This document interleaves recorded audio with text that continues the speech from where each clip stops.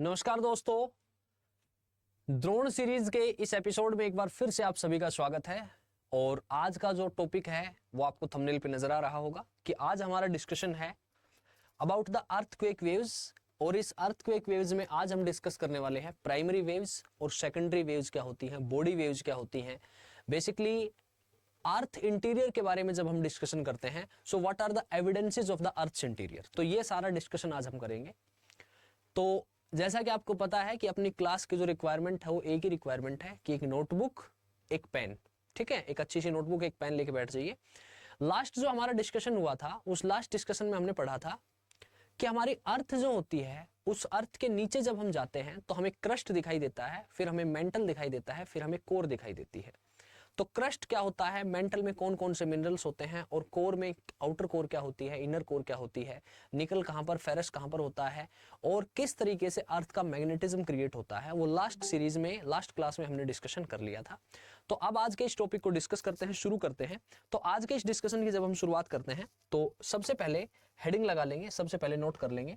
और जो टॉपिक का जो हेडिंग लगाना है आपको, वो हेडिंग लगाना है that evidence of the earth interior, that what are the evidences of Earth's interior, evidences of Earth's interior, यानी कि जो पृथ्वी है उस पृथ्वी के भीतर के बारे में हमें क्या प्रमाण मिलते हैं कि अर्थ का इंटीरियर है वो सॉलिड है, अर्थ का जो इंटीरियर है वो लिक्विड है, या वो मोल्टन है, या वो सेमी मोल्टन है, क्या है क्या नहीं है। तो जब हम इंटीरियर ऑफ अर्थ के बारे में जानते हैं तो हम सबसे पहले क्या पढ़ते हैं, हम सबसे पहले कहते हैं कि हमारे अर्थ की जो रेडियस है, that radius of earth is approximately 6400 kilometre, 6400 kilometre है। अब अगर अर्थ का जो रेडियस है वो 6400 किलोमीटर है, तो आप एक बात बताओ कि इट इज इम्पॉसिबल, यहां से आपका मेंस का क्वेश्चन तैयार हो गया कि discuss about the interiors, what are the evidences of the interiors of the earth. ये क्वेश्चन बन जाता है आपका, that what are the discuss about the evidences of the interior of the earth, यानी कि पृथ्वी के अंदर के बारे में आपके पास क्या प्रमाण है, क्या प्रमाण नहीं है। तो हमने कहा कि अर्थ की रेडियस जो है वो लगभग 6400 किलोमीटर है। So it is impossible to go down physically, so it is impossible, it is impossible to go down physically. तो भौतिक फिजिकल तौर पर, यानी कि हमारा फिजिकली अंदर जाना क्या है, मुश्किल है, हम फिजिकली अंदर नहीं जा सकते। अगर हम फिजिकली अंदर नहीं जा सकते तो फिजिकली अंदर नहीं जा सकते तो हम क्या पढ़ेंगे, तो हम क्या करेंगे, हम इसके बारे में, अर्थ के बारे में, अर्थ के इंटीरियर के बारे में स्टडी करेंगे। जब हम यहां पर स्टडी करेंगे तो वो स्टडी हमारी कैसे होगी, तो write down that we will study about interior of the earth, we will study about interior of the earth, और basically we will study about the rocks. हम किसके बारे में पढ़ेंगे, हम चट्टानों के बारे में पढ़ेंगे। कौन सी रॉक्स होंगी, जो रॉक्स हम माइन करके निकालते हैं, जो रॉक्स हम माइन करते हैं, माइनिंग होती है, और माइनिंग के बाद जो चट्टान निकलती है, उस चट्टान के बारे में हम क्या करेंगे, हम स्टडी करेंगे। Studying the rocks, studying the rocks in the mines, ठीक है, ओके। अब हमने क्या किया, हमने किसी जगह पर खुदाई की, हमने वहां से खुदाई करके कोई चट्टान निकाली, और उस चट्टान को हमने क्या किया, उस रॉक को हमने क्या किया, स्टडी किया। उसके बाद जब हम ऑयल ड्रिलिंग करते हैं तो वहां पे कुछ सेडिमेंट एक्सट्रैक्ट होते हैं। तो दूसरा लिखो, sediments extracted during oil drilling. जब हम ऑयल ड्रिलिंग करते हैं तो ऑयल निकाला जाता है, जहां से तेल निकाला जाता है। अभी मैं आपको एनसीईआरटी दिखाऊंगा, एनसीईआरटी में जो एग्जांपल दे रखे हैं वो मैं दिखाऊंगा आपको, आर्कटिक के बारे में कि कहां पर कोला माइनिंग कहां पर है। तो sediments extracted during the oil drilling, जब ऑयल हम ड्रिल करते हैं, जब हम सेडिमेंट्स वहां से निकलते हैं उनको स्टडी करते हैं। इसके अलावा we studying about volcanic rocks, studying about volcanic rocks, कि जो वोल्केनिक रॉक्स हैं, किसी जगह पर वोल्कनोज आई, ज्वालामुखी आई, ज्वालामुखी आने के बाद चट्टान रॉक बाहर निकला, वो जो ज्वालामुखी का जो लावा था वो लावा धीरे धीरे क्या हो गया, जमा हो गया। जब वो लावा हो गया जमा, वहां पर सॉलिडिफाई हो गया, कूल डाउन हो गया। उसके बाद हमने उसको क्या किया, हमने उसको स्टडी किया। तो स्टडिंग द वोल्केनिक रॉक्स। इसके अलावा हम क्या करते हैं, studying about the meteoroids, studying the meteorites. जो मीटियोराइट्स होते हैं उनके बारे में हम स्टडी करते हैं। हम क्या कहते हैं, हम कहते हैं कि यार आपने सुना होगा कि बेसिकली किसी और प्लेनेट से अगर कोई मीटियोराइट्स हैं तो हम उनको क्या करते हैं, हम उनको स्टडी करते हैं। क्यों करते हैं, उसका रीजन क्या होता है कि यार अर्थ भी तो सोलर सिस्टम का पार्ट है, अर्थ भी तो सोलर सिस्टम का पार्ट है। तो इसका मतलब जब मर्क्यूरी बन रहा होगा, वीनस बन रहा होगा, मार्स बन रहा होगा, अर्थ बन रहा होगा, जुपिटर, सैटर्न, यूरेनस, नेपच्यून, तो हमारे ये जो प्लेनेट बन रहे थे उसी सीरीज में हमारा अर्थ बना है। Earth is also a planet. तो जो और प्लेनेट है उनके बनने का जो प्रोसेस रहा होगा उसी प्रकार की शायद कुछ चीजें कहां पर रही हो, हमारे अर्थ में रही हो। That's why we study about the meteorites. ये जो हमने चीजें पढ़ी, रॉक्स हैं, कहां से, माइनिंग करके निकाली, सेडिमेंट एक्सट्रैक्ट हुए ऑयल ड्रिलिंग की, वोल्केनिक रॉक्स हमने स्टडी की या मीटियोराइट स्टडी की। आप एक बात बताओ, ये सारे जो सोर्सेज हैं इनको क्या करते हैं, they are called as direct sources. Prelims के भी क्वेश्चन बनते हैं यहां से, मेंस के भी बनते हैं। डायरेक्ट सोर्स का मतलब क्या हो गया कि ये प्रत्यक्ष प्रमाण है। These are the direct sources. ये क्या कहलाते हैं, डायरेक्ट सोर्स कहलाते हैं। इन्हें क्या कहते हैं कि ये जो सोर्स हैं इनके बारे में हमें प्रत्यक्ष तौर पर पता चलता है। एक चट्टान है मेरे हाथ में, मुझे पता है ये चट्टान कहां से निकली है, तो मैं उसकी स्टडी करके बता दूंगा वहां पर कि इस चट्टान के भीतर क्या क्या मिनरल है, ये चट्टान कहां से आई है और वहां पर किस प्रकार की चीजें रही होंगी। दूसरा क्या होता है कि ये तो डायरेक्ट सोर्स हो गए। जब हम कहते हैं कि दूसरा इनडायरेक्ट सोर्स क्या है, अब इनडायरेक्ट सोर्स क्या है, इनडायरेक्ट सोर्स का मतलब ये हो गया कि जो अप्रत्यक्ष प्रमाण है। जो इनडायरेक्ट सोर्स के बारे में जो सबसे पहली चीज आती है वो आती है कि डेंसिटी स्टडीज और सेस्मिक स्टडीज। क्या आता है, density studies and the seismic studies. तो जब हम कहते हैं कि डेंसिटी स्टडीज और सेस्मिक स्टडीज, सेस्मिक वर्ड जो है, इस सेस्मिक वर्ड का मतलब क्या होता है, सेस्मिक वर्ड का मीनिंग यही होता है, अर्थ यही होता है, अर्थक्वेक, भूकंप, ठीक है, सेस्मोग्राफ। तो इसका अर्थ यह है कि जब हमारे पास अर्थक्वेक आते हैं तो कुछ वेव्स आती हैं, ठीक है, कुछ तरंगें आती हैं। वो जो अर्थक्वेक के टाइम पे जो वेव्स होती हैं, उन वेव्स को जब हम स्टडी करते हैं तो उससे हमें क्या पता चलता है, हमें पता चलता है कि हमारे अर्थ का जो इंटीरियर है वो हमारे अर्थ का इंटीरियर कैसा है। इसका मतलब ये हो गया कि seismic waves acts as an evidence about the earth's interior. So अब हम किसके बारे में डिस्कशन करेंगे, हमारा टॉपिक क्या था आज का, हमारा टॉपिक था अर्थक्वेक वेव्स। और उस अर्थक्वेक वेव्स में हमें कौन सी वेव्स पढ़नी है, पर्टिकुलरली प्राइमरी वेव्स और सेकेंडरी वेव्स। तो हम कहेंगे दैट, अब हम हेडिंग लगाएंगे कि जब हम अर्थ के इंटीरियर के बारे में हम इनडायरेक्ट सोर्सेज से पता चलता है, तो उन इनडायरेक्ट सोर्सेज में हमारा जो सबसे इंपॉर्टेंट सोर्स है, वो सबसे इंपॉर्टेंट सोर्स क्या है, that is the seismic studies. तो हम कहेंगे seismic waves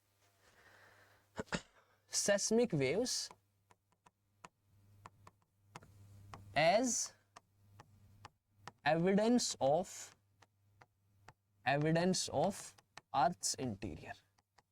Seismic waves as evidence of Earth's interior. Seismic waves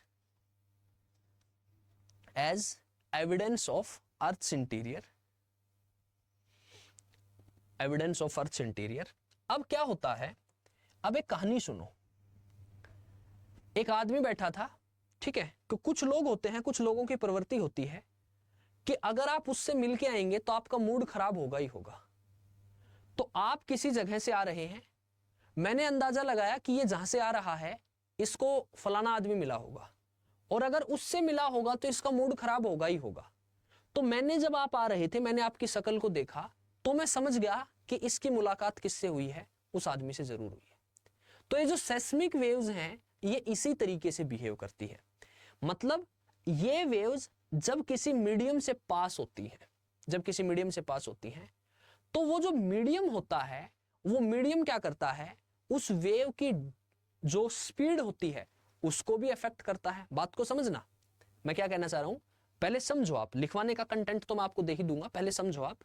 मैंने कहा कि जो सेस्मिक वेव्स हैं वो जब किसी मीडियम से पास होती हैं, तो वो किसी मीडियम से पास होती हैं, तो वो जो मीडियम होता है, वो जो माध्यम होता है, वो क्या करता है, उन वेव्स की स्पीड को अफेक्ट करता है। यानी कि उनकी गति से हम ये पता लगा लेंगे कि यहां पर माध्यम कैसा होगा। दूसरा हम कहते हैं कि उनकी जो डायरेक्शन होती है, उस डायरेक्शन जब चेंज होती है तो उससे हम पता चला लेंगे, उससे हम पता लगा लेंगे कि ये जो वेव्स हैं ये कहां से पास हुई होंगी, ये किस तरीके से पास हुई होंगी। तो हमने कहा कि seismic waves as the evidence of earth interior, यानी कि जो सेस्मिक वेव्स हैं, लिखो इसमें that seismic waves when passing through seismic waves when passing through a body,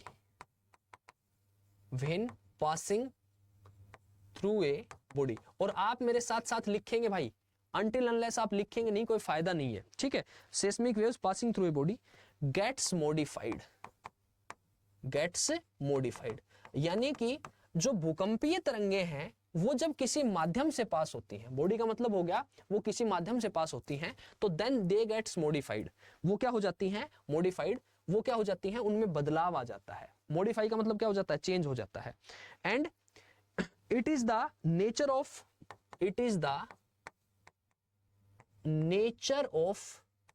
modification, it is the nature of modification that confirms the nature of body। अब बात को समझो, it is the nature of modification that confirms the nature of body through which the energy passes, कहने का अर्थ क्या हुआ, कहने का मतलब क्या हुआ कि देखो समझो बात को, कहता है that seismic waves when passing through a body they gets modified, वो modify होंगी, और it is nature of modification that confirms, it is the nature of modification that confirms the nature of body through which energy passes, कि वो जो energy है भाई, actually क्या है कि जो सेस्मिक वेव्स आ रही हैं वो एक एनर्जी ही तो है, कि वो एनर्जी जहां से पास हो रही है, वो किस पर डिपेंड करता है, वो किस पर डिपेंड करता है, nature of the body through which the energy पास।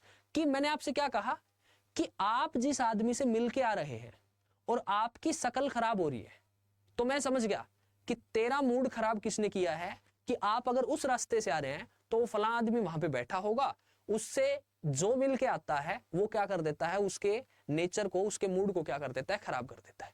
समझ आई बात। तो वो जो एनर्जी आ रही थी, वो एनर्जी जिस माध्यम से आ रही थी, जिस मीडियम से आ रही थी, तो जब वो उस मीडियम को क्रॉस कर रही थी तो मुझे पता चल गया कि ये अगर इसका पाथ ऐसे है, इसकी स्पीड धीरे हुई, इसकी स्पीड तेज हुई, इसका मतलब इसका माध्यम क्या था। Is it okay?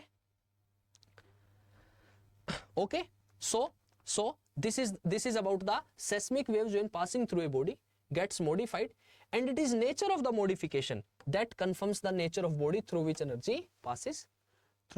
energy passes. Next, write down seismic evidence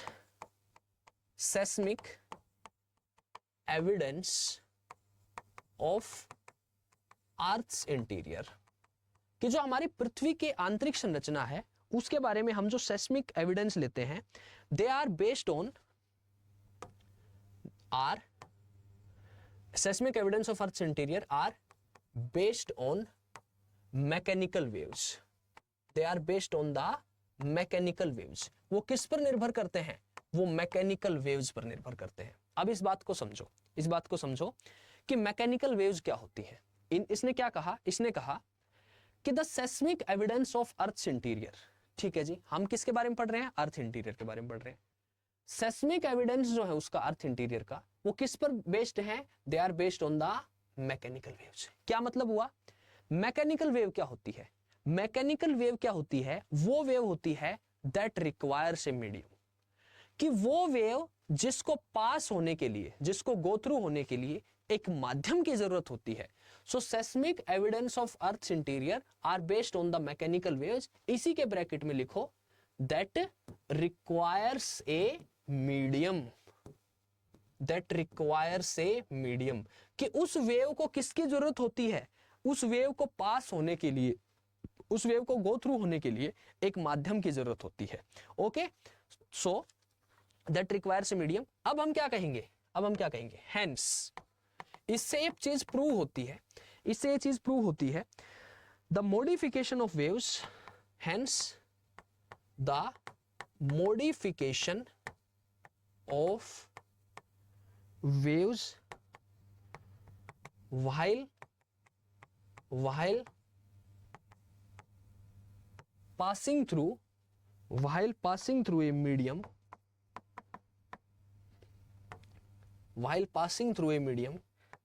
can help in infer the nature of medium, can help in infer the nature of medium। ये कहता है कि इससे ये चीज प्रूव होती है, इससे ये चीज प्रूव होती है, hence the modification of waves, यानी कि वो जो वेव थी, वो जो तरंग थी, उसमें बदलाव हुआ, मॉडिफिकेशन हुआ, while passing through a medium, जब वो किसी माध्यम से पास हो रही थी, कैन हेल्प अस, वो हमारी मदद करेगी, in infer the nature of the medium, उससे हमें ये पता चलेगा कि भाई हमने क्या कहा, आप बात को समझो, आप कंसेप्चुअली समझो, हमने कहा कि जो सेस्मिक एविडेंस है अर्थ इंटीरियर के, वो किस पर बेस्ड है, मैकेनिकल वेव्स पे।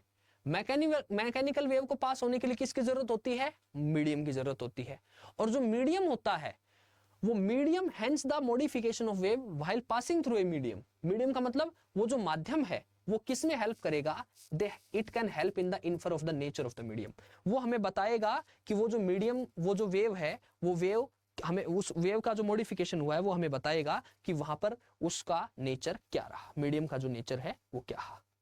Is it okay? ठीक है, तो यहां तक की बात मैं उम्मीद करता हूं आपको समझ में आ गई होगी। ठीक है, और एक ना यार देखो, मैं आपको सारी चीजें मैकेनिकली पढ़ा रहा हूं, मैं भी आपको सारी चीजें एकदम कंसेप्चुअली जोड़ के पढ़ा रहा हूं, मैं कुछ रटवाने की कोशिश नहीं कर रहा हूं। तो एक छोटी सी रिक्वेस्ट है कि आप सभी लोग ये जो सेशन होता है इसको लाइक, शेयर, कमेंट जरूर से जरूर करें, और कमेंट जरूर किया करो जैसे भी आपको क्लास लगती हो। होप सो आपको क्या पता बेकार लगती हो, बट मैं उम्मीद करता हूं बेकार नहीं लगती होगी। ठीक है, और इतनी मेरी गारंटी है, I am damn sure about this, कि आप इस क्लास को अटेंड करने के बाद आपको उस पर्टिकुलर टॉपिक को कहीं से पढ़ने की जरूरत नहीं होगी। उसके जो भी प्रीवियस ईयर क्वेश्चन होंगे, चाहे वो प्रीलिम्स के हों चाहे वो मेंस के हों, आप उन सभी सवालों को सोल्व करने में कंफर्टेबल फील करेंगे। ठीक है, तो लिखो, the seismic evidence of earth interior are based on the mechanical wave. Mechanical wave वो वेव होती हैं जिनको एक माध्यम की आवश्यकता होती है, और जब वो वेव किसी माध्यम से गुजरती है, तो माध्यम से गुजरती है तो उससे क्या होता है, उस वेव की स्पीड चेंज होती है, उस वेव की डायरेक्शन चेंज होती है, और जब उस वेव की स्पीड और डायरेक्शन चेंज होती है तो हमें पता चलता है कि उसका जो माध्यम है, उसका जो मीडियम है, वो मीडियम क्या था। क्लियर होगी बात? ओके ओके, अब देखो, अब ये जो मैकेनिकल वेव्स हैं, अब ये जो मैकेनिकल वेव्स हैं, ये जो मैकेनिकल वेव्स हैं, अगर हम इस मैकेनिकल वेव्स की बात करते हैं तो ये मैकेनिकल वेव्स, अब सुनो, अब कंफ्यूजन होता है, बड़ा कंफ्यूजन रहता है, लेकिन आज आपके सारे कंफ्यूजन में दूर कर दूंगा। ये मैकेनिकल वेव्स जब अर्थ की बॉडी में से पास करती हैं तो इन्हें बॉडी वेव्स कहा जाता है। जब ये अर्थ के सरफेस से पास करती हैं तो इन्हें सरफेस वेव्स कहा जाता है। बात को समझना, mechanical waves when pass through body of the earth then they are called as body waves. Mechanical waves when pass through surface of the earth then they are called as surface waves. तो mechanical waves में लिखेंगे, mechanical waves में लिखेंगे that mechanical waves can move through earth's interior, can move through earth's interior। जब ये अर्थ के interior से go through होती हैं then they are called as body waves। तो इन्हें क्या कहा जाता है, इन्हें सतही तरंगे कहा जाता है, इन्हें बॉडी वेव्स कहा जाता है।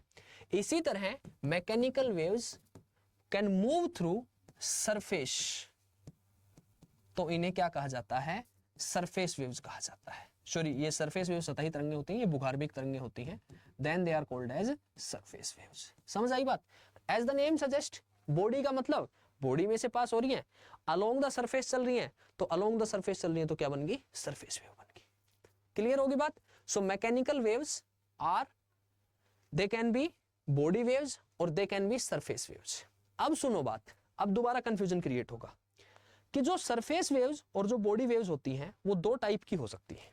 कैसे हो सकती हैं, देखो, एक वेव वो है जो अर्थ के सरफेस से जा रही है, एक वेव वो है जो अर्थ के इंटीरियर से जा रही है। अब सुनो बात, अब ये जो सरफेस वेव है और बॉडी वेव है, इसमें से दोनों में से the surface wave and the body waves can be of two types. क्या क्या हो सकती हैं, दे can B transverse waves, they can B transverse waves, कुछ मत लिखना अभी, समझना पहले, ट्रांसवर्स वेव्स, और they can B longitudinal waves, they can B longitudinal waves. ठीक है, जो ट्रांसवर्स वेव्स होती हैं और जो लॉन्जिट्यूडनल वेव्स होती हैं ये क्या होती है, सुनो। देखो, मैं कहता हूं कि एक एनर्जी ऐसे पास हो रही है, एक एनर्जी है, उस एनर्जी की जो डायरेक्शन है वो एनर्जी की डायरेक्शन ये है। तो जब एनर्जी की डायरेक्शन ये है तो जो पार्टिकल है वो पार्टिकल ऐसे रोटेट कर रहा है, पार्टिकल ऐसे रोटेट कर रहा है। एक मैं कहता हूं कि एनर्जी की डायरेक्शन ये है लेकिन पार्टिकल ऐसे रोटेट कर रहा है, एनर्जी इस डायरेक्शन में जा रही है, एनर्जी ऐसे चल रही है, पार्टिकल ऐसे रोटेट कर रहा है, पार्टिकल ऐसे रोटेट कर रहा है। एक मैंने कहा एनर्जी ऐसे जा रही है, पार्टिकल ऐसे रोटेट कर रहा है, ऐसे। समझ आई बात। तो ये जो हाथ है मेरा ये एनर्जी है और ये पार्टिकल रोटेशन। तो एनर्जी ऐसे जा रही थी, पार्टिकल ऐसे था, एनर्जी ऐसे जा रही थी, पार्टिकल ऐसे था। तो हम कहेंगे कि जब particle 90 degree, particle vibrates 90 degree, ऐसे particle moves 90 degree to the direction of wave, particle moves 90 degree to the direction of wave, particle moves 90 degree to the direction of wave. कि वेव ऐसे चल रही है, ऐसे चल रही है, और पार्टिकल ऐसे चल रहा है, तो 90 डिग्री हो गया कि नहीं हो गया। मैंने कहा ये क्या था, ये पार्टिकल की डायरेक्शन थी। तो अगर ये पार्टिकल की डायरेक्शन थी, ये डायरेक्शन थी उसकी, ये डायरेक्शन थी, तो यहां पर एनर्जी की डायरेक्शन ये थी, तो पार्टिकल ऐसे रोटेट कर रहा है। ये जो एंगल बन गया, ये एंगल कितने डिग्री का बन गया, 90 डिग्री का बन गया। तो जब ये एंगल 90 डिग्री का बन गया, जब ये एंगल 90 डिग्री का बन गया, तो ये परपेंडिकुलर हो गया, परपेंडिकुलर हो गया कि नहीं हो गया, बताओ 3D में समझो एक बार। So particle moves 90 degree to the direction of wave, this is called as transverse waves. तो उसे क्या कहेंगे, उसे ट्रांसवर्स वेव्स कहेंगे। जब हम कहेंगे लॉन्जिट्यूडनल वेव्स हैं, जब हम कहेंगे लॉन्जिट्यूडनल वेव्स हैं, so particle vibrate along the axis, कि एनर्जी ऐसे जा रही है और पार्टिकल ऐसे रोटेट कर रहा है, ऐसे ऐसे। ठीक है, तो हम कहेंगे कि लॉन्जिट्यूडनल वेव्स क्या होती हैं, particle vibrate along the axis, when particle vibrate along the axis, along the axis, और ये एक्सिस के अलोंग मूव करेगा, so it moves along the two and फ्रो, कि एनर्जी ऐसे जा रही थी, this was the direction of energy, particle ऐसे रोटेट कर रहा था, पार्टिकल ऐसे रोटेट कर रहा था, तो उसको हम क्या कहेंगे, उसको हम लॉन्जिट्यूडनल वेव कहेंगे। मैंने कहा ये डायरेक्शन है एनर्जी की, ये डायरेक्शन है एनर्जी की। अगर एनर्जी की डायरेक्शन ये है, देन पार्टिकल जो है वो ऐसे वाइब्रेट करेगा, पार्टिकल जो है वो ऐसे वाइब्रेट करेगा, to and fro, to and fro, आगे और पीछे। समझ आई बात। तो उसको हम क्या कहते हैं, that is called as the longitudinal waves. ये लॉन्जिट्यूडनल वेव्स होती हैं, ये क्या होती है, ट्रांसवर्स वेव्स होती है। समझ आई बात, इज इट ओके, क्लियर होगी बात। तो आप समझो कि मैकेनिकल वेव्स दो तरीके की होती हैं, एक होती है बॉडी वेव्स, एक होती है सरफेस वेव्स। ठीक है, बॉडी वेव्स वो होती हैं जो कि they pass through the body of the earth, surface waves वो होती हैं they move along the surface of the earth. जब हम कहते हैं कि ये जो बॉडी वेव्स होती हैं और जो सरफेस वेव्स होती हैं, ये दो टाइप की हो सकती हैं, ट्रांसवर्स भी हो सकती है और लॉन्जिट्यूडनल भी हो सकती है। तो ट्रांसवर्स और लॉन्जिट्यूडनल मैंने आपको समझाया है कि ट्रांसवर्स में क्या करता है, पार्टिकल 90 डिग्री, अगर ऐसे एनर्जी मूव कर रही है तो पार्टिकल ऐसे मूव कर रहा है 90 डिग्री ऊपर नीचे, और एक टू एंड फ्रो, एनर्जी इस डायरेक्शन में जा रही थी, पार्टिकल ऐसे मूव कर रहा था, ये क्या होगी, लॉन्जिट्यूडनल वेव। अब हम कहते हैं कि जो हमारी सरफेस वेव्स होती हैं वो दो टाइप की होती है। अब हम कहते हैं कि जो सरफेस वेव्स होती हैं वो दो टाइप की होती हैं। Surface waves are basically of two types. जो सरफेस वेव्स दो टाइप की होती हैं उसमें कौन कौन सी वेव्स होती हैं, एक होती हैं लव वेव्स और एक होती हैं रैली वेव्स, एक होती हैं एल वेव्स। एल की फुल फॉर्म जो है वो लव वेव्स होता है, और दूसरी जो होती हैं वो होती है रैली वेव्स। ये जो लव वेव्स होती हैं ये सबसे ज्यादा डिस्ट्रक्टिव होती है। जब अर्थक्वेक आता है तो ये क्या करती हैं, they create the maximum damage. Maximum damage जो होता है वो मैक्सिमम डैमेज इन्हीं की वजह से होता है। तो मैक्सिमम डैमेज इनकी वजह से, देखो चाहे लाइफ हो चाहे अर्थक्वेक हो, लव वेव्स ये डिस्ट्रक्शन कर रही हैं। लव वेव्स क्या करती हैं, मैक्सिमम डैमेज क्रिएट करती हैं। जबकि जो रैली वेव्स होती हैं, उन रैली वेव्स में खास बात क्या होती है कि रैली वेव्स इतना डिस्ट्रक्शन क्रिएट नहीं करती हैं। क्यों नहीं करती हैं, यहां पर रोटेशनल वेव्स होती हैं। रोटेशनल आप समझो, अर्थक्वेक आया, एक बिल्डिंग थी, उस बिल्डिंग में एक पोल था, ठीक है, वो जो पोल था अगर वो ऐसे वेव्स ऐसे मूव करेंगी तो वो जो पोल होता है जिसमें आप बीम बोलते हैं, जिसमें आप सरिया देते हैं, तो वो क्या करेगा, उस बिल्डिंग के लोड को सहन कर लेगा। लेकिन अगर अर्थक्वेक आया और ऐसे होना शुरू हो गया तो यहां पर जो बिल्डिंग है वो बिल्डिंग का लोड वो बीम नहीं सहन कर पाएगा। तो समझ आई बात। तो ये जो एल वेव्स होती हैं, ये एल वेव्स क्या होती हैं, देखो यहां मैंने क्या बताया, ट्रांसवर्स वेव्स। तो ट्रांसवर्स वेव्स में पार्टिकल मूव्स 90 डिग्री, कि अगर एनर्जी ऐसे मूव कर रही है तो पार्टिकल ऐसे मूव करेगा।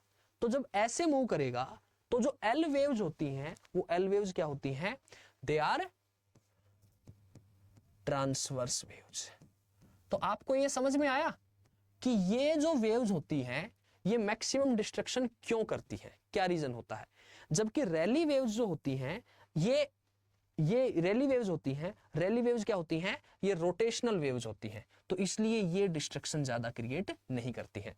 भाई बीम है, एक तो ऐसे मूव हो ऐसे और एक ऐसे हो, तो जब ऐसे अप डाउन होगा 90 डिग्री होगा तो वो जो पिलर आपने बनाया है, वो जो बीम आपने बनाई है, वो उस बिल्डिंग के लोड को सहन नहीं कर पाएगा। जब वो नहीं कर पाएगा तो वो बिल्डिंग कोलैप्स हो जाएगी, कोलैप्स हो जाएगी तो डिस्ट्रक्शन हो जाएगा। इसका मतलब मैक्सिमम डिस्ट्रक्शन जो होता है वो एल वेव्स क्रिएट करती है। Is it okay? ओके, ये होगी surface waves.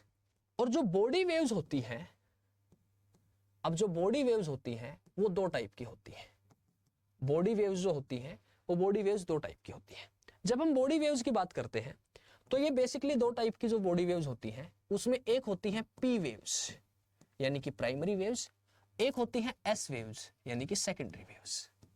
One is P waves and one is S waves. Prelims में भी इस पे बहुत क्वेश्चन है, मेंस में भी इस पे डायरेक्ट क्वेश्चन है, ठीक है। और हाईली प्रोबेबल क्वेश्चन, हाईली मतलब क्वेश्चन आने की जो सबसे ज्यादा प्रोबेबिलिटी है वो इस पोर्शन से है, इस चैप्टर से है।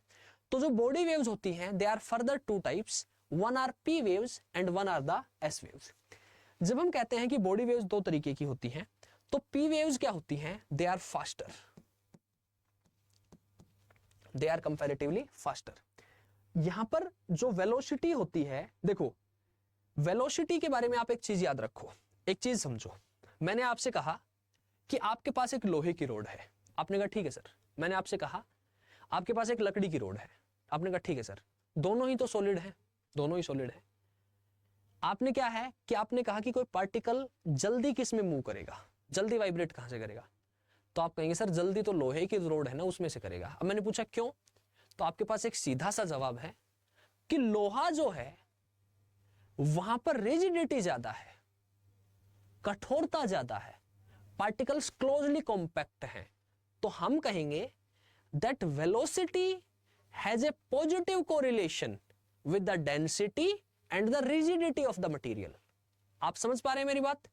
मैं जो बोल रहा हूं मैं कई बार बोल जा रहा हूं तो वो भी आप लिख लेंगे, that density has a positive correlation with the rigidity.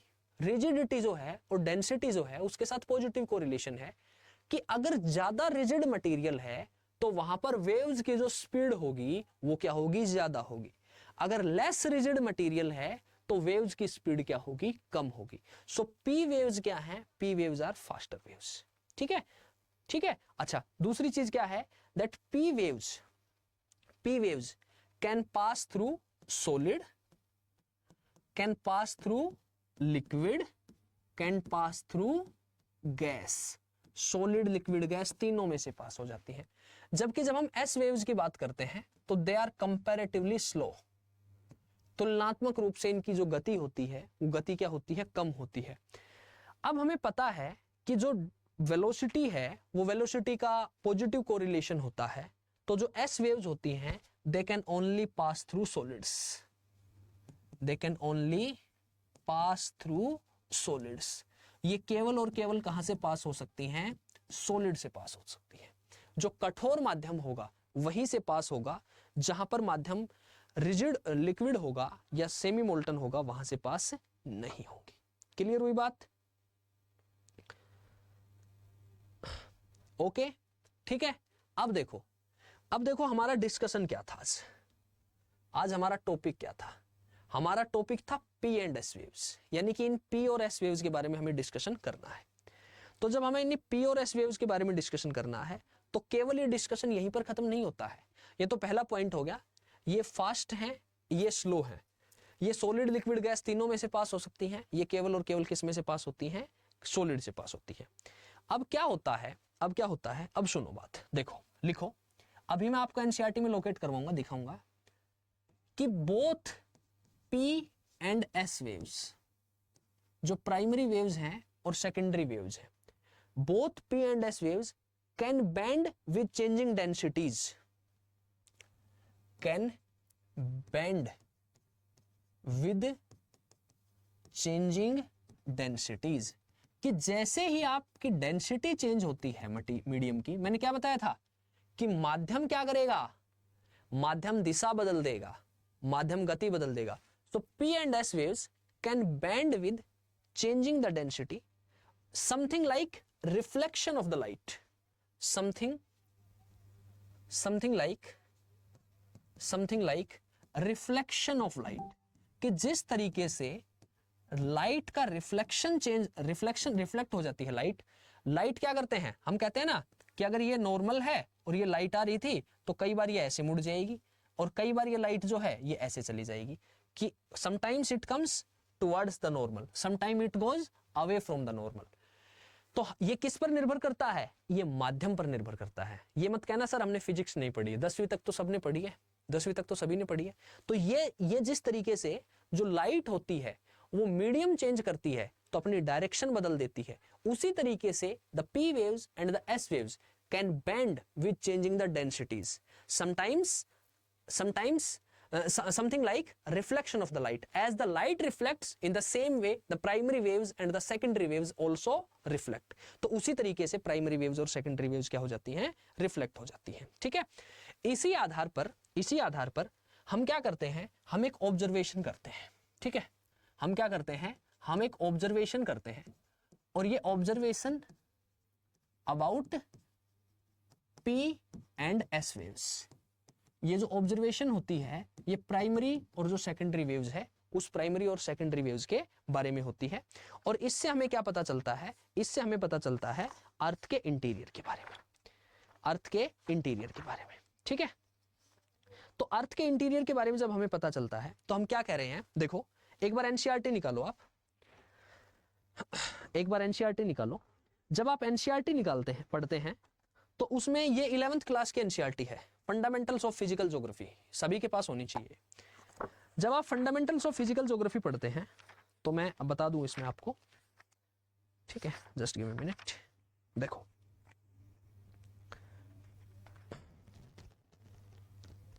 देखो पेज नंबर 18-19 है, chapter number 3, that is interior of the earth, that is interior of the अर्थ। तो मैं ये जो है ना ये यहीं डाउनलोड कर लेता हूं, 1 मिनट का टाइम दे दो मुझे। ठीक है, मैं पिक्चर दिखाऊंगा, उससे बढ़िया मैं डाउनलोड ही कर लेता हूं।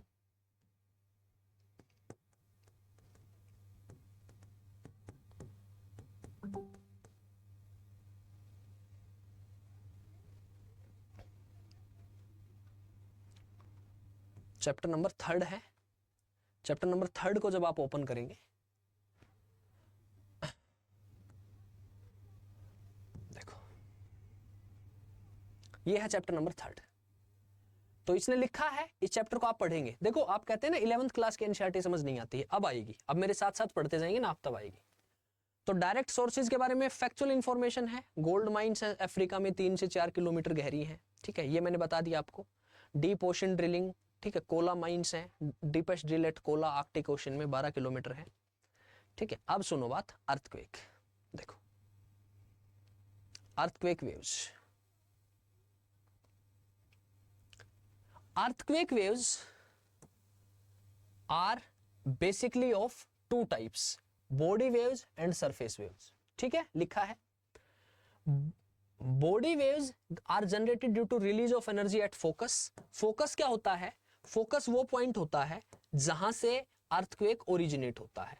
एपिसेंटर क्या होता है? जहां पर वो पहली बार यहां आके टकराता है। at focus and move in all direction traveling through body of the earth, hence the name body waves। the body waves interact with the surface rocks and generate new set of waves called the surface waves। देखो कितनी अच्छी information है।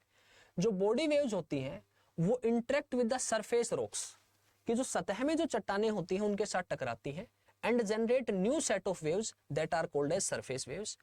these waves move along the surface, velocity of wave changes as they travel through material with different density, denser the material higher the velocity। यही बताया मैंने आपको कि velocity है वो किस पर डिपेंड करती है? डेंसिटी पे डिपेंड करती है, रिजिडिटी पे डिपेंड करती है। their direction also changing as they reflect or refract when coming across the materials with different densities। और उनकी डायरेक्शन चेंज हो जाती है। मैंने आपको एग्जांपल दिया, मैंने आपको बताया जैसे रिफ्लेक्शन ऑफ लाइट होता है।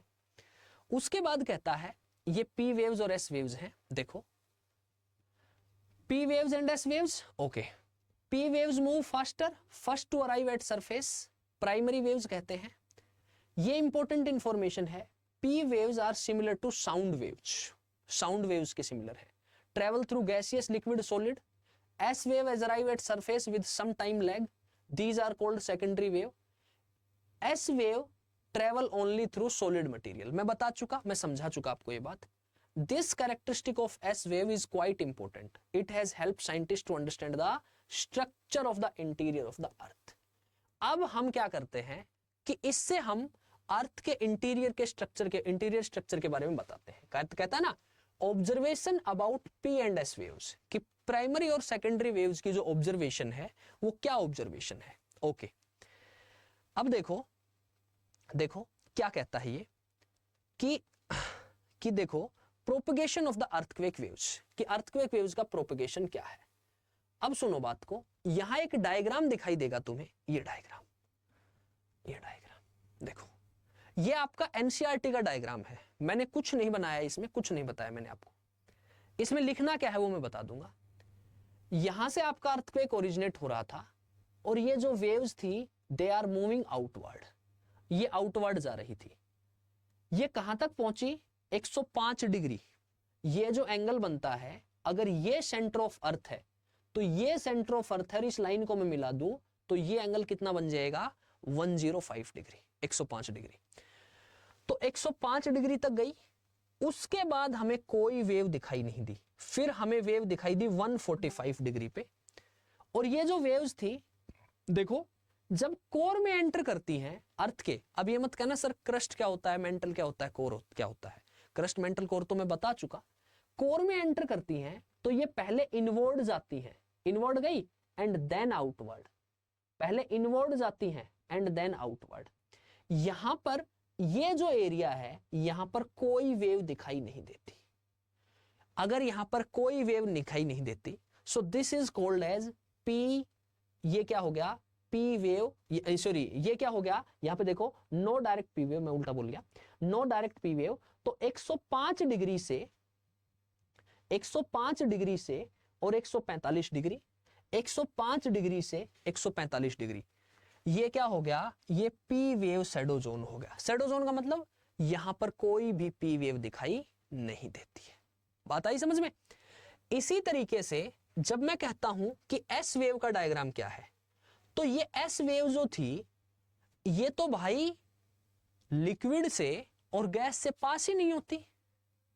हमने क्या पढ़ा था, आउटर कोर लिक्विड है, आउटर कोर लिक्विड है कि नहीं है, तो इसका मतलब पी वेव्स तो वहां से पास ही नहीं होंगी ना, सॉरी एस वेव्स तो अगर एस वेव्स पास नहीं होंगी तो 105 से और 105, ये देखो 105 डिग्री के बाद, मैंने ये सेंटर ऑफ अर्थ था, ये एंगल 105 डिग्री हो गया, तो 105 डिग्री के बाद एस वेव्स दिखाई नहीं दे रही है।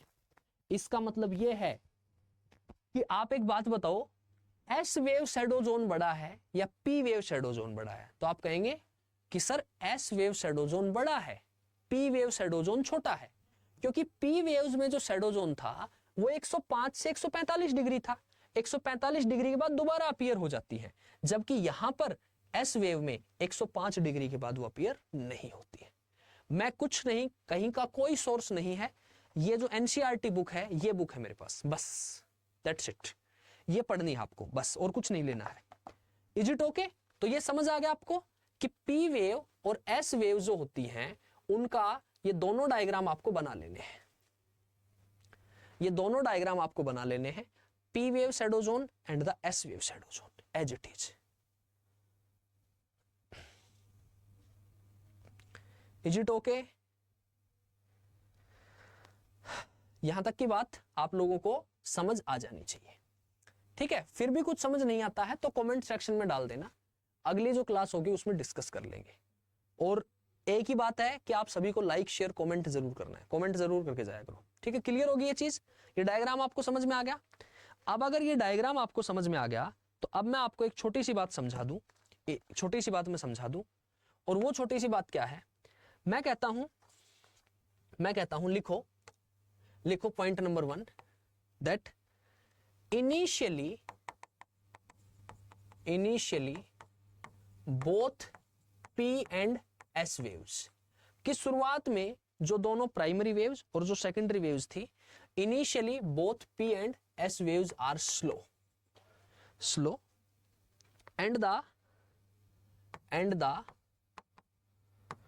velocity of P and S waves corresponds to granitic rock of crust। ठीक है, इनकी जो वेलोसिटी थी वो किस पर डिपेंड कर रही थी? It was depends on the granitic, corresponds to the granitic rock of the crust, जो ग्रेनाइटिक रॉक था क्रस्ट का उस पर निर्भर कर रही थी। उसके बाद क्या होता है, आपका मेंस का जो क्वेश्चन है उसमें आपको लिखना क्या है, मैं वो कंटेंट दे रहा हूं आपको, ठीक है? समझा तो मैंने दिया आपको। दूसरा पॉइंट क्या है? दूसरा पॉइंट ये है कि P and S waves, primary और सेकेंडरी वेव्स ग्रेजुअली बिकम्स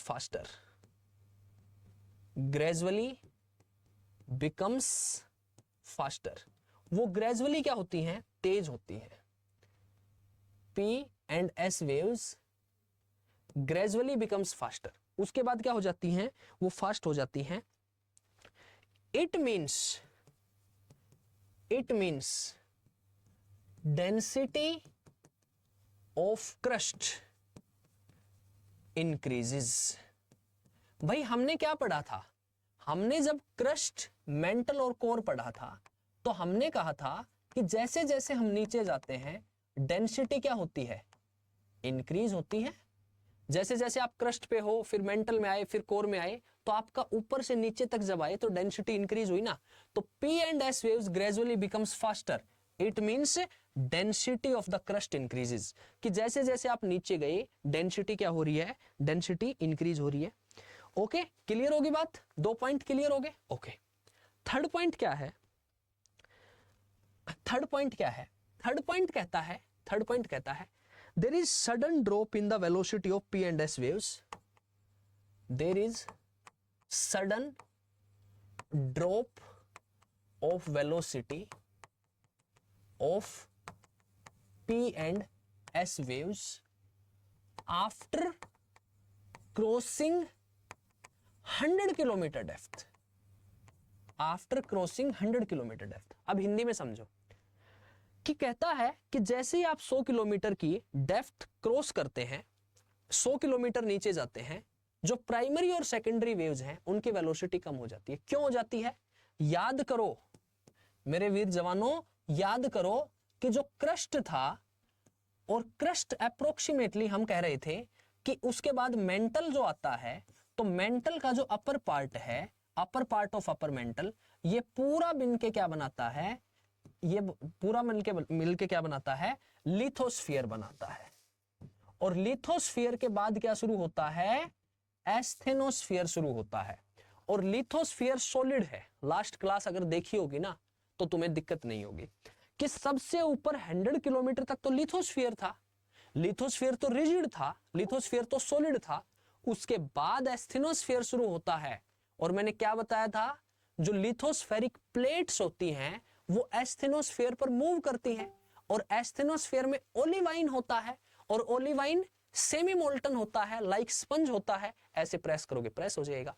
इसका मतलब ये तो सॉलिड पार्ट था, तो सॉलिड पार्ट था तो वेलोसिटी इंक्रीज हो रही थी, लेकिन there is a sudden drop of velocity of P and S waves after crossing 100 kilometre depth, कि जैसे ही 100 किलोमीटर डेप्थ क्रॉस हुई, अब क्या आ गया, सडन ड्रॉप आ गया। सडन क्या आ गया, ड्रॉप आ गया।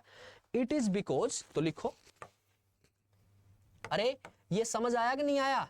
मैंने बताया था 100 किलोमीटर तक लिथोस्फीयर होता है, फिर एस्थेनोस्फीयर आता है। तो लिखो, तो ये जो वेलोसिटी है चेंज क्यों हुई, ये ड्रॉप क्यों आया, क्यों आया? It is because the layer corresponds to asthenosphere, क्योंकि अब क्या शुरू हो गया, अब एस्थेनोस्फीयर शुरू हो गया, एस्थेनोस्फीयर। और एस्थेनोस्फीयर क्या होता है, एस्थेनोस्फीयर क्या होता है, it is semi molten, it is semi molten, it is less rigid. Semi molten है और लेस रिजिड है, कम मोल्टन है, ठीक है। और किस अवस्था में है, रिजिड अवस्था में है। सो दैट्स व्हाई, लिखो अब लिखो, that's why asthenosphere is also called as LVZ, low velocity zone. Detail में पढ़ते हैं, जब हम ऑप्शनल पेपर के लिए पढ़ते हैं तो हम बहुत डिटेल में पढ़ते हैं, ठीक है। लेकिन आप जनरल ज्योग्राफी के हिसाब से आप इतना ही याद रखो, इसको लो वेलोसिटी जोन कहा जाता है।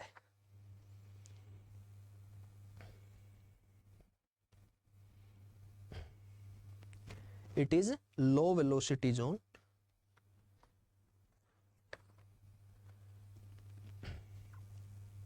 लो वेलोसिटी जोन। समझ आया? इसको लो वेलोसिटी जोन क्या कहते, क्यों कहते हैं?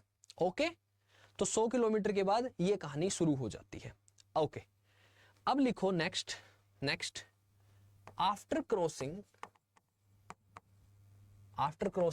700, 800, 900 किलोमीटर, लगभग 700 से 900 किलोमीटर जब क्रॉस किया जाता है, the P and the S waves becomes very fast.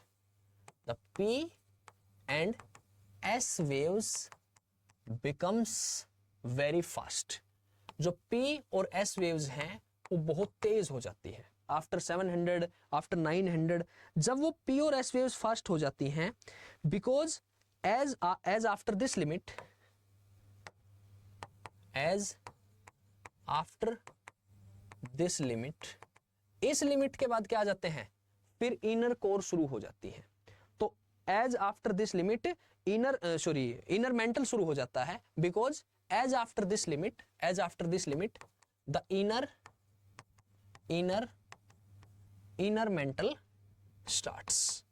मतलब इनर मेंटल का जो पार्ट है वो इनर मेंटल का पार्ट आ जाता है, और इनर मेंटल का पार्ट आ जाता है तो दैट इज मोर रिजिड। वो क्या है, more rigid, that is more rigid and more dense, वहां पर डेंसिटी भी बढ़ गई, रिजिडिटी भी बढ़ गई, तो उसके बाद फिर क्या हो जाती है, इनकी स्पीड बढ़ जाती है।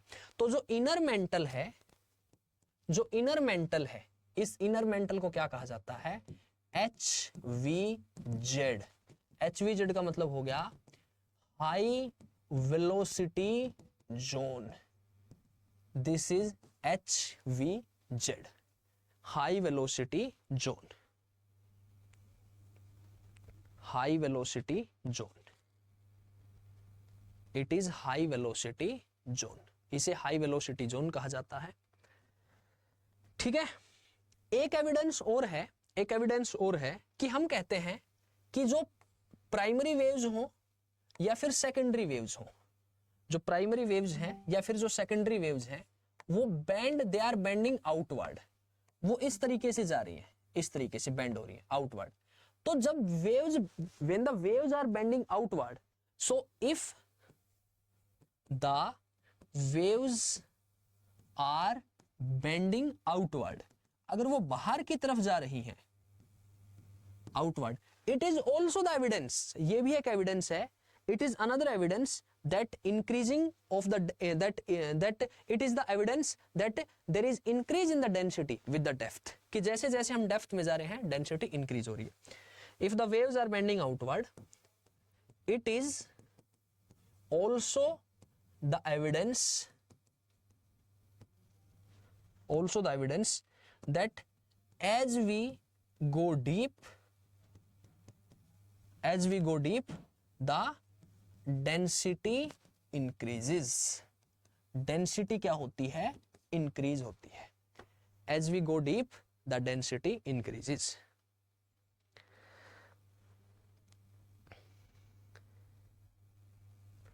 डेंसिटी इंक्रीजेस, ठीक है। तो हम जैसे क्या कहते हैं, हम कहते हैं कि जो हमारी एस वेव्स हैं वो ऐसे हैं। मान लो ये क्या है, कोर है, ये कोर है, तो मैं एस वेव शैडो जोन बना रहा हूं, एस वेव शैडो जोन। तो जब मैं एस वेव शैडो जोन बना रहा हूं तो ये वेव्स आई यहां से, यहां से, यहां से, और ये वेव्स यहां पे चली गई। अब क्या हुआ कि यहां पे ये जो एंगल था ये 105 डिग्री, 103 डिग्री कुछ ऐसा है, ये जो एंगल है ये 103 डिग्री, 105 डिग्री एंगल है। अब अगर ये 103, 105 डिग्री का एंगल है तो मैं क्या कहूंगा, मैं कहूंगा कि इस पूरे एरिया में मुझे कोई भी एस वेव दिखाई नहीं दी, और अगर मुझे कोई भी एस वेव दिखाई नहीं दी, so this is S wave shadow zone, ये एस वेव शैडो जोन है। ठीक है, अब ये जो लोकेशन थी, ये जो लोकेशन थी, ये लगभग ये मान के चलिए कि जो मेंटल खत्म होता है वो 2800-2900 किलोमीटर पे खत्म होता है। तो ये जो लोकेशन है ये मतलब 2800 किलोमीटर, 2900 किलोमीटर है, तो 2800-2900 किलोमीटर है। तो ये क्या हो गया, ये पॉइंट जो हो गया, ये हो गया this is mantle core boundary. तो मेंटल कोर बाउंड्री के बाद क्या शुरू होता है, आउटर कोर। आउटर कोर क्या है, फ्लूइड, और अगर आउटर कोर फ्लूइड है तो फ्लूइड में एस वेव जाती नहीं है। अगर फ्लूइड में एस वेव फ्लो ही नहीं करती है, डिसअपीयर हो जाती है, तो इसका मतलब यहां पे अब हमें एस वेव्स दिखाई नहीं देंगी। समझ आई बात।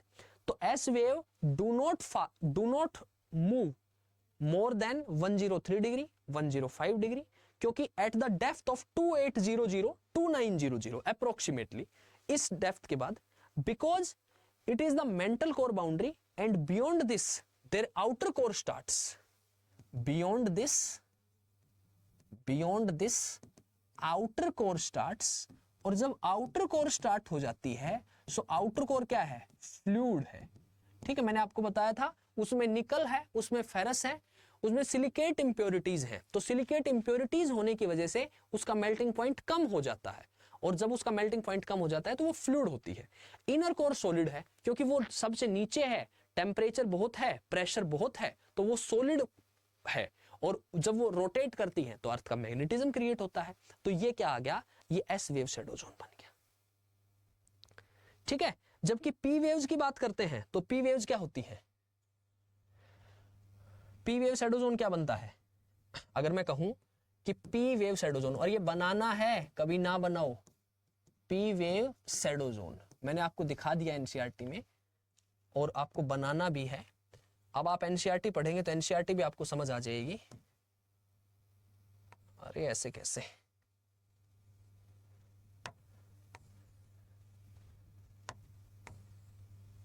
बन गया ना सही?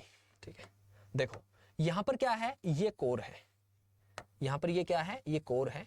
अगर ये कोर है तो यहां पर क्या आ रहा है, ये वेव्स आ रही है, ये वेव्स आ रही है, ये वेव्स आ रही है, ये वेव्स आ रही है, ये वेव्स आ रही है। अब क्या होगा, अब ये एंटर करेंगे यहां पे, अब क्या होगा, ये एंटर करेंगे, दे बेंड आउटवर्ड। देखो ये आउटवर्ड जाके और फिर क्या करेंगी, फिर ऐसे जाएंगी, फिर ऐसे जाएंगे,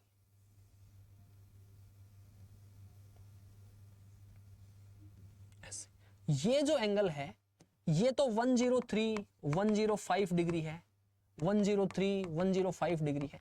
ये एंगल 145 147 डिग्री है, 145 147 डिग्री है।